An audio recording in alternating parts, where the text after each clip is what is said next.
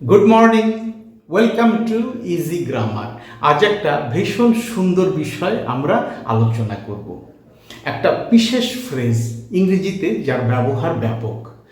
আসলে আমার চ্যানেলের নাম ইজি গ্রামার হলেও আমার উদ্দেশ্য বা লক্ষ্য হচ্ছে যে আমাদের সমাজের যে ছেলে মেয়েরা, বিশেষত যারা বাংলা ব্যাকগ্রাউন্ড থেকে উঠে এসেছে, তারা কিভাবে সাবলীলভাবে ইংরেজিতে কথাবার্তা বলবে, তারা কিভাবে অনর্গল ইংরেজিতে কথাবার্তা বলবে, আর ইংরেজিতে সাবলীলভাবে পরিষ্কারভাবে নিজের বক্তব্য তুলে ধরতে হলে কিন্তু ফ্রেজের ব্যবহার জানতেই হবে।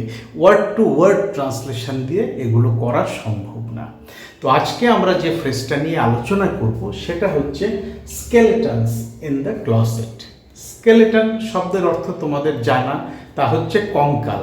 চামড়া দিয়ে শরীরের যে হাড়ের কাঠামোটা ঢাকা থাকে, সেই হাড়ের কাঠামোটাকেই ইংরেজিতে বলে স্কেলেটন। আর ক্লজেটের অর্থ হচ্ছে গোপন কক্ষ, গোপন ব্যক্তিগত কক্ষ, আলমারি, সিন্দুক বা টয়লেটকেও কিন্তু ক্লজেট বলা হয়, ওয়াটার ক্লজেট। তো চলো এবার আমরা দেখব কিভাবে কথা বলার সময় স্কেলেটন ইন দ্য ক্লজেট এই ফ্রেজটা ব্যবহার করা যায়। এবার দেখো কখন আমরা স্কেলেটনস ইন দ্য ক্লজেট ফ্রেজটা বাক্যে ব্যবহার করব, কি বোঝাতে আমরা এই ফ্রেজটা ব্যবহার করব। আমরা এমন সব সত্যি কথা বলি মাঝে মধ্যে যা মানুষকে বিড়ম্বনায় ফেলে, যে সত্যগুলো ভীষণ স্পর্শকাতর, যে সত্যগুলোতে মানুষ অস্বস্তিতে পড়ে, যে সত্য মানুষকে বিব্রত করে।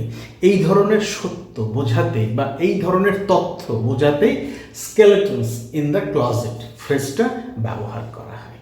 তো চলো আমরা এবার এই বাক্যগুলো ইংরেজিতে বলার চেষ্টা করি যেখানে আমরা এই ফ্রেজটা ব্যবহার করব। পুলিশের কাছে তার স্বীকারোক্তি বেশ বিব্রতকর সত্য সামনে নিয়ে এলো। পুলিশকে সে যা বলেছে, তার যে সত্যটা তুলে এনেছে সেটা বেশ বিব্রতকর। সে যদি মুখ খোলে খুব অস্বস্তিকর সত্য প্রকাশ পাবে। সে যদি কোনো কথা বলে, সে যদি একবার মুখ খুলতে শুরু করে, এমন সব সত্য বা তথ্য প্রকাশ পাবে যাতে অনেকেই অস্বস্তিতে পড়বে। পুরনো ব্যাপার ঘাটতে যেও না, এতে অনেকেই বিড়ম্বনায় পড়বে। যদি পুরনো ব্যাপার ঘাটি তাহলে দেখব যাদের আমরা এখন ভদ্র মানুষ হিসাবে বিবেচনা করছি, তাদের প্রত্যেকেরই কিন্তু গায়ে কালির দাগ আছে, অনেকেই বিড়ম্বনায় পড়বে। দয়া করে এবার থামো, তোমার কথায় স্পর্শকাতর ব্যাপারগুলো প্রকাশ পেতে পারে। কেউ কিছু বলছে, তাকে রিকোয়েস্ট করা হচ্ছে, থামো এবার, তুমি যদি বেশি কথা বলো অনেক স্পর্শকাতর বিষয় প্রকাশ পাবে, অনেকেই আঘাত পাবে বা অস্বস্তিতে পড়বে। এই যে কিছু তথ্য বা সত্য যা কিনা স্পর্শকাতর, যা কিনা বিড়ম্বনায় ফেলে মানুষকে, যা মানুষকে অস্বস্তিকর অবস্থায় ফেলে বা যা মানুষকে বিব্রত করে, তাকে ইংরেজিতে স্কেলেটনস ইন দ্য ক্লজেট এই ফ্রেজটা দিয়ে প্রকাশ করা হয়। এবার চলো বাক্যগুলো ইংরেজিতে লেখা যাক। পুলিশের কাছে তার স্বীকারোক্তি বেশ বিব্রতকর সত্য সামনে নিয়ে এলো। কোন টেন্সে আছে? সেন্টেন্সটা তো একটু জটিল, কিন্তু আমাদের আগে বুঝতে হবে সেন্টেন্সটা কোন টেন্সে আছে। টেন্সটা হচ্ছে যে কোনো বাংলা বাক্যকে ইংরেজিতে বলার সময় সহজ করে নেওয়ার প্রথম ধাপ। আগে যদি টেন্সটাকে আইডেন্টিফাই করা যায় তাহলে কিন্তু যত কঠিন বাক্যই হোক সেটাকে লিখতে আর ততটা অসুবিধা হয় না। পুলিশের কাছে তার স্বীকারোক্তি বেশ বিব্রতকর সত্য সামনে নিয়ে এলো। যে সত্যটা সামনে নিয়ে আসা হয়েছে সেটা বেশ কিছুকাল আগে হয়ে গেছে বা কিছু সময় আগে হয়েছে, অর্থাৎ কিনা এটা পাস্ট টেন্স। তাই আমাকে কিন্তু সেন্টেন্সটা লিখতে হবে পাস্ট টেন্সে। এইবার দেখো সেন্টেন্সটা আমি সাজাবো কিভাবে। তার স্বীকারোক্তি পুলিশের কাছে, এইভাবে আমাকে লিখতে হবে, শুরুটা এইভাবে করতে হবে। তার স্বীকারোক্তি, হিজ অথবা হার, তার স্বীকারোক্তি ইংরেজি হচ্ছে কনফেশন। তা আমি এখানে কনফেশনস লিখব।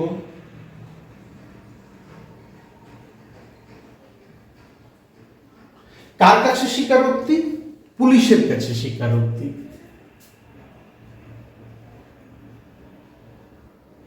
Two the police.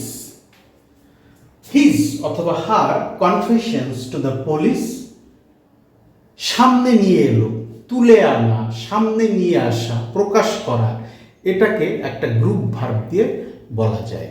সেটা হচ্ছে ব্রিং আউট। তো আমরা যেহেতু সেন্টেন্সটা আছে পাস্ট টেন্সে, তাই ব্রিং আউটকে করে দেব brought out. His confessions to the police brought out. Brought out কি সামনে নিয়ে এলো? বেশ বিব্রতকর সত্য সামনে নিয়ে এলো। এই যে বিব্রতকর সত্য, এই ব্যাপারটাই আমরা স্কেলেটনস ইন দ্য ক্লোজেট ফ্রেজটা দিয়ে প্রকাশ করব। His confessions to the police brought out the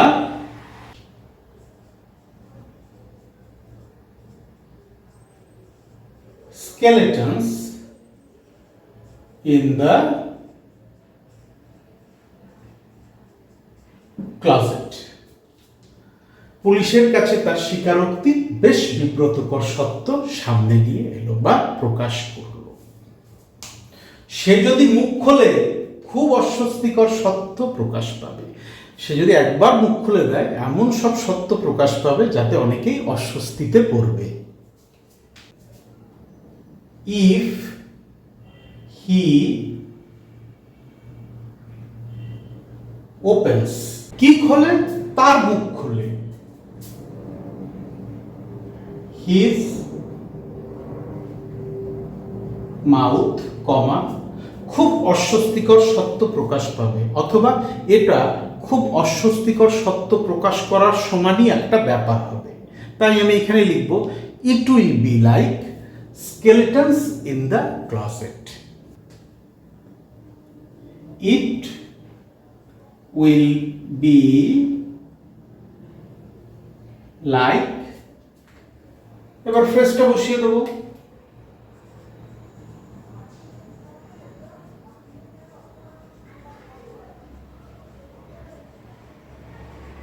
In the closet. If he opens his mouth, it will be like skeletons in the closet. সে যদি মুখ খোলে খুব অস্বস্তিকর সত্য প্রকাশ পাবে, অথবা তার মুখ খোলা বেশ অস্বস্তিকর সত্য প্রকাশ করার মতোই ব্যাপার হবে বা সমগোত্রীয় কিছু হবে। সে যদি একবার মুখ খোলে অনেকেই অস্বস্তিকর পরিস্থিতিতে পড়বে। পুরনো ব্যাপার ঘাটতে যেও না, এতে অনেকেই বিড়ম্বনায় পড়বে। পুরনো ব্যাপার ঘাটতে যেও না, এটাকে আমি আরো সুন্দরভাবে লিখব, অতীতকে খুঁড়ো না। খোঁড়া, খোঁড়া ইংরেজি dig out.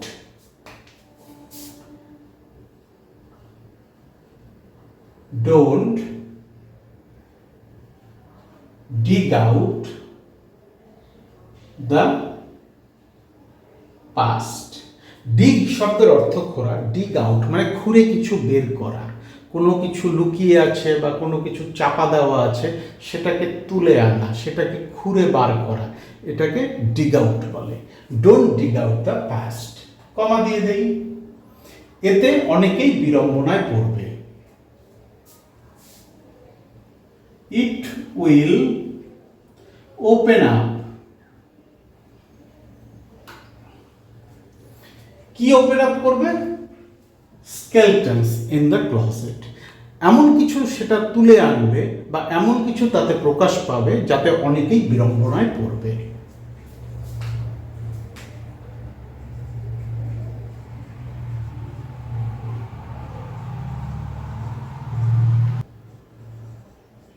In the closet. Don't dig out the past. It will open up skeletons in the closet. অতীতকে খুঁড়তে যেও না বা পুরনো ব্যাপার ঘাটতে যেও না, এতে অনেকেই বিড়ম্বনায় পড়বে। অর্থাৎ কিনা তুমি যদি অতীতকে খুঁড়ে বার করো, এমন কিছু বেরিয়ে আসবে যেটা বেশ অস্বস্তিকর বা যেটা বেশ বিব্রতকর। দয়া করে এবার থামো, তোমার কথায় স্পর্শকাতর ব্যাপারগুলো প্রকাশ পেতে পারে। দয়া করে এবার থামো।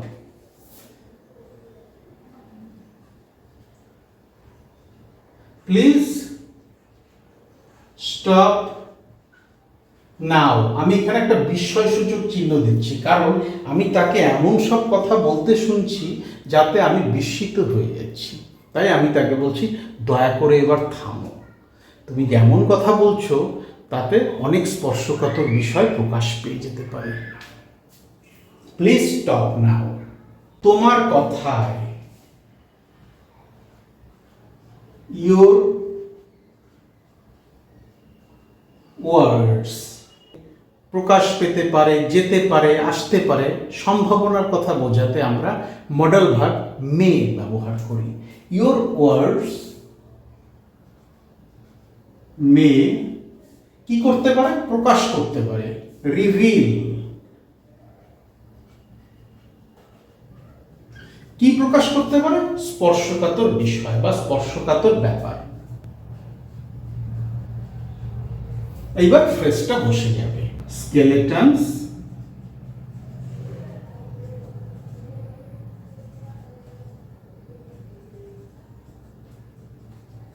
in the closet. Please stop now. Your words may reveal the skeletons in the closet. তাহলে আমরা বুঝলাম skeleton in the closet ফ্রেজটা কখন ব্যবহার করা হয়? যখন স্পর্শকাতর সত্য, স্পর্শকাতর তথ্য, বিড়ম্বনাময় কথাবার্তা বা বিড়ম্বনাময় কোনো ঘটনা বা মানুষকে বিব্রতকর পরিস্থিতিতে ফেলে এমন কিছু বোঝানো হয়, তখনই আমরা স্কেলেটনস ইন দ্য ক্লজেট ফ্রেজটা ব্যবহার করি। ভীষণ সহজ এবং সুন্দর একটা ফ্রেজ। বোর্ডের একটা স্ক্রিনশট নিয়ে রাখতে পারো, প্র্যাকটিস করার সময় এই স্ক্রিনশটকেই রেফারেন্স হিসাবে ব্যবহার করবে। ভীষণ সহজ। আমার তো মনে হয় না এখানে না বোঝার মতন কিছু আছে। তবু যদি কোথাও বুঝতে অসুবিধা হয়, আটকে যায়, আমার ভিডিওর কমেন্ট সেকশনে লিখে জানাও। ডেসক্রিপশন বক্সে আমার ইমেল অ্যাড্রেস দেওয়া আছে, চাইলে সেখানেও যোগাযোগ করে নিতে পারো। Thank you so much for your time and attention. Have a nice day.